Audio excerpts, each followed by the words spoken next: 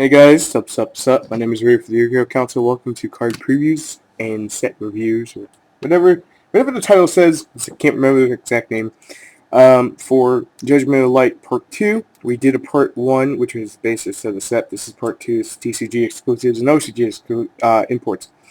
So, we're just going to cover it in case you missed the sneak peek or you're wondering our thoughts. So, I'll just give it to you. We're going to start with Galaxy Serpent real quick. Dragon Tuner, level 2, great for Heretics. Not bad, 1000 attack, 0 defense, works with other vanilla decks. Works with Box of Friends, but you can't tune with it, so that kind of is a downfall. But it's a pretty good card. I'd probably give it around a 7 for a solid, good card. 1 out of 10, that's how I'm going to just do these. Alright, we're kind of just jumping in between cards. The way I open the windows is Exceed Encore, which is a super polymerization for Exceeds. You can read the effect right there, just make the window bigger. Kitty cat's meowing, but you can make the window bigger, and you can basically just see that you can target one face-up Exceed your opponent controls that has Exceed material, detach it all. This would have been better, to sum it up, it would have been better during Dino Rabbit, so 6.5 at best. I don't really think it's going to have a huge impact. I think that this card is pretty nifty. I would just still say 6.5. It's kind of mediocre right now. It's not nearly as good as it would have been about a year ago. So this has to be my favorite TCG exclusive. If you're able to get one, make sure you do. This is Angel of Zera. And this card gains 100 attack for each of your opponent's banished cards. During the standby phase of the next turn, if this card was banished, and special summon this banished card, you can only use the effect once per turn. But here's the thing. It is an E-Dragon pooper. It poops on E-Dragons. If you have a Chaos deck, an Agent deck, anything that can banish it off, this card, and you can sync, this card should be in your extra deck without question. I truly feel this is going to be an extra deck staple if you play Synchros level 8. Even in Infinities, I run this just for that extra, I could get it banished by my opponent's Bottomless or Deep Prison or something, or force out a Solemn Warning, and then play the launcher and go nuts. So definitely one to look out for. I'll give it a 10 without question. It's that great of an exclusive. On to the next one. Now we have Confronting the Sea, which is like a Chaos Hunter. It looks like a kind of a disaster zone area that happened in the artwork. The artwork's pretty nifty.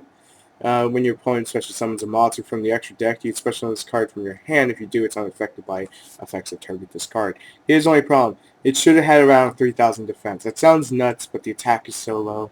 That way we could have protected ourselves better with it. Honestly, I don't really care too much for this card. I feel like it could have been 10 times better than it was, but it's kind of mediocre, so I'm going to give it a 5. This card, a lot of people are overlooking, but I feel like it'll get better over time. The only problem is it's a flip effect. It's Torbus the Forbidden Realms. You can add one fiend from your deck to your hand, except the Dark or Light monster. This one, you can grab Lava Golem. That's probably the best thing you can grab off it. So I'm going to give it a 5. I know I said it deserved better, but still. For right now, at the time, I give it a 5 because we got to see what it's going to do, kind of, situation. But I still believe it's a great card. On to the next one. Now we have what Noble Knights could use, and sadly it's a secret rare, so I feel really bad for you guys. Welcome Spellbook tier kind of stuff. If you're wondering, number 66 is a super, as seen by Geo's card in the sneak peek video. If you haven't seen that, it's already up. Because I'm doing this afterwards. I was supposed to do it beforehand, but things got a little, screwy with fraps, so redoing. Noble Knight, Dry Stain, that's what I call him, her, whatever. It's a joke, relax. It's a dry stand, but I call it a dry stain, as a joke. While you control another Noble Knight, your opponent cannot target monsters with less than 1,800 attack. So it's kind of like a Marauding Captain for attacks or with card effects. And then when a Noble Knight equipped spell card is equipped to this card, you can target one face-up kind of field and destroy it. And you can only use it once per turn. But this is a popper. They need a few more things, and then they are tier 1 without question. So this is definitely one thing to pick up now if you can. I think the range are about $20 a piece. Is definitely pick up the Noble Knight deck and you can flip it off for more money. But I'm going to have a totally different segment for that shortly once I'm done working on it. But anyway, on to the next card. Oh, score-wise, sorry. 9.5 without question. Great card. There goes the censorship out the window. Hello, cock-a-doodle-doo. I'm still curious if these hamster monsters will see a release. It looks like Kentucky Fried Chicken. It looks like the Colonel, and you can try to deny that. That's how it looks to me. And it looks like Peter Griffin right here. Okay, that's enough of that. If there are no monsters on your field, you can special this card from your hand as a level 3 monster. If your opponent controls a monster and you control no cards, you can special this card from your hand as a level 4. If this face-up card would leave the field, you banish it instead. If you tribute it, it's a level 5, and it's a tuner. It's pretty interesting. Um, you can make all the cock jokes you feel like doing now. And I'm going to give it a 7. Just move on to the next card. So, there you go. Now, this is just hilarious. It's a penguin, and it's a Mecha Phantom Beast. That's pretty funny. Once returning to banish one Mecha Phantom Beast from your graveyard, and then discards levels increased by the tokens. Not really what they needed. I think it may find its way in some builds, but I don't really see the use in it. It's a TCG exclusive, obviously, and it is a rare from, if I recall, it's a rare, so nothing to be really ragey about when it comes to this. But yeah, I'm going to give it a 4 because it doesn't look all that great. So I was going to jump on to the next card. This card I've talked to friends about, which is a Bujingen Warg. They added the GI, which is really stupid. GI Doggy. When this face-up card defends, other Bujin monsters you control cannot be destroyed with card effects. There is one I can't be sure about, but it creates a slight lock, but it's not. It's pretty bad. It's not what the deck needed. The deck really doesn't need much of anything. Maybe just something like another Yamato that's not called Tenki, like something that just does what Yamato does to a certain extent. So the deck has more plays, something along those lines. Just something to give it a little boost in consistency, because right now they are pretty easy to side against. Not to sound the wrong way. They're a great deck, but they're game 2 and 3, it's an uphill match for them.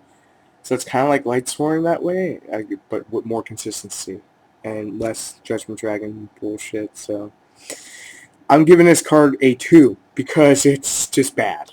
I'm sorry. Great choice for Secret Rare Rooster. Some of you may not agree with that. It is a level 3 Fire Fist, and if you don't know the effect, you can read it there, but you pretty much should know the effects. A lot of people have been hyping this up as the be-all, end-all card, and it pretty much is. It gives 3 access exactly what it needs. The final consistency piece to the deck. Without question, and without going too far into it, 10. Great choice for OCG import. I'm still a little salty over the Giant Hand. Exceed, that's the new YCS card, just so you're aware. If anyone needs proof, I'll post it in the description, but let's move on. Another great choice is Code Soldier Wolfbark, and it looks smacksy as a secret rare. You can target one level 4 Fire Beast Warrior, and then you special it, and then its effects are negated, but basically this is Junk Warrior, or Mass Chameleon, for Fire Exceeds. Mass Chameleon is also another great card you should look at if you haven't.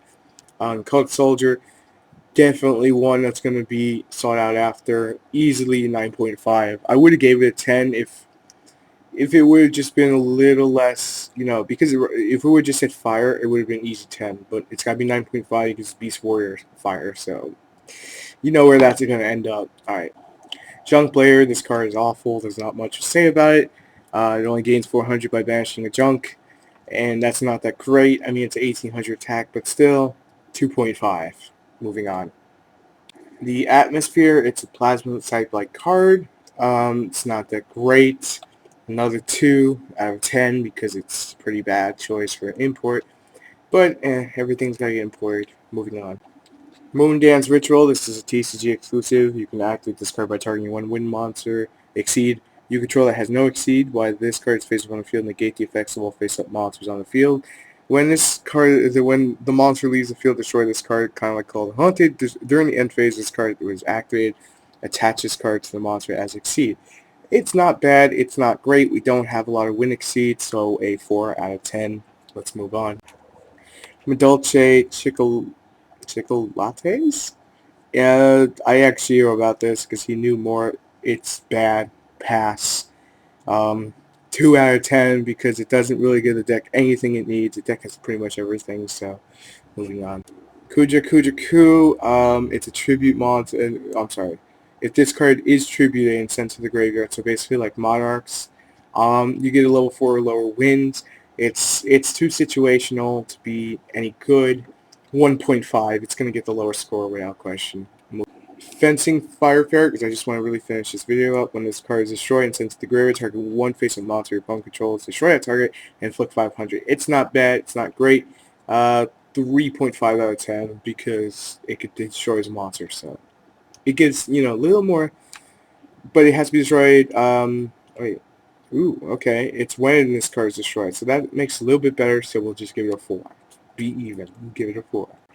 Fishborg Archer. Nimbles don't really need this. This is better more for the fish OTK than anything. The only downside is when you enter the battle phase, all monsters except warders are destroyed. So that kind of sucks. And it's yours, not your opponent's. I mean, there's a seal and a squirrel. It makes no business what they're doing inside of this thing, but whatever. It's still a great card. I'm going to give it a 6.5 out of 10. Moving on. Then we finally have my favorite TCG import, which is Fire King Avatar Yakasha. If you're playing Fire Kings, I cannot talk highly about this card. There'll be a new deck profile on the Fire Kings, probably after the Tin's release, just so I can show you everything in IRL. If you want to see it beforehand, I'll show it to you beforehand, most likely. But without question, this card finally gives that final consistency piece. The Fire Kings, they're not going to be Tier 1. They were never meant really to be Tier 1. They're going to be close to it, though. They'd be a great choice for a deck to run. That's pretty budgeted. Don't get swindled. This card should only be $5 max in about 2 weeks. So I'm ready for the Yu-Gi-Oh! Account. So if you like what you saw, make sure to check out our other videos and subscribe to the channel so you don't miss out on any uploads. And I will see you next video, which will probably be sometime today, which I don't know what it's going to be, but it'll be sometime today. So I will see you then. Peace.